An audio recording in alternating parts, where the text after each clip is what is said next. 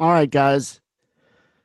Last day of the week, unemployment came in strong. We had a bigger build in the non-farm payrolls that was bullish, and then the rate went down to 3.6, which was below the 3.8 50-year low, bullish. Although we didn't get a straight up reaction. A couple things to keep an eye on as it's Friday. If you watch this somewhat live, is 27 evens ground zero. That's where this S&P market was right before the unemployment came out, and it was bullish. This market going into the weekend and going into Monday is waiting to hear for a U.S.-China trade deal.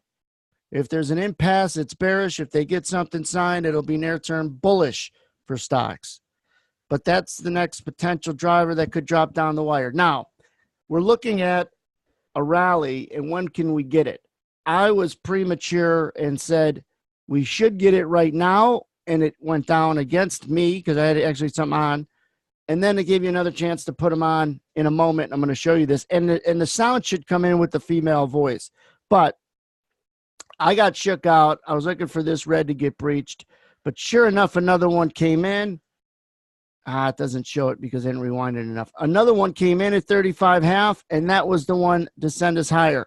Let's go back a minute and show it again. And as this thing is rewinding on Sierra, I can't stress enough that that U.S.-China trade deal, any kind of validated impasse, deals broke, will be some really good downside action.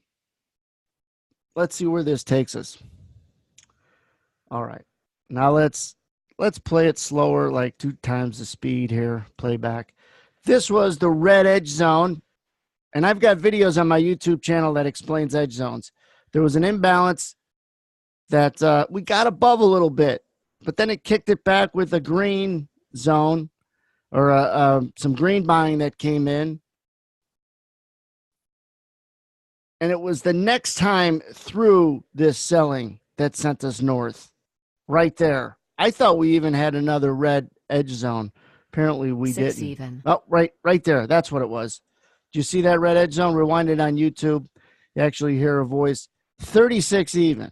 That was the moment that if you were long, you could kind of be comfortable. If you weren't, you could take a shot. And this is what we said live in the room, because they can get above all of this congestion up in here.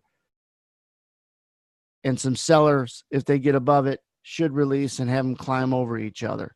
This was more of an effortless pop than this guy over here. And then they went up, and they had a nice target.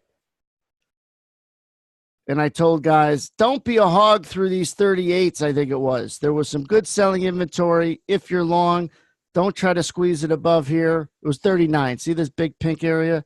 I says, if you got multiple contracts on, you got to get out of some or most of them, because it doesn't have the context to really fly and extend really fast. And then another interesting happens on this replay right there. Do you see how a lot of bids came in? It turns blue, 2,197 resting bids. When they get filled, first of all, you go up to a target.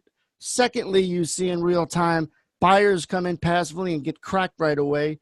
That's generally a temporary top that you could see in real time. So it's not a stretch for me to say that most people's weakness, most people's giant pain point is reading the real time.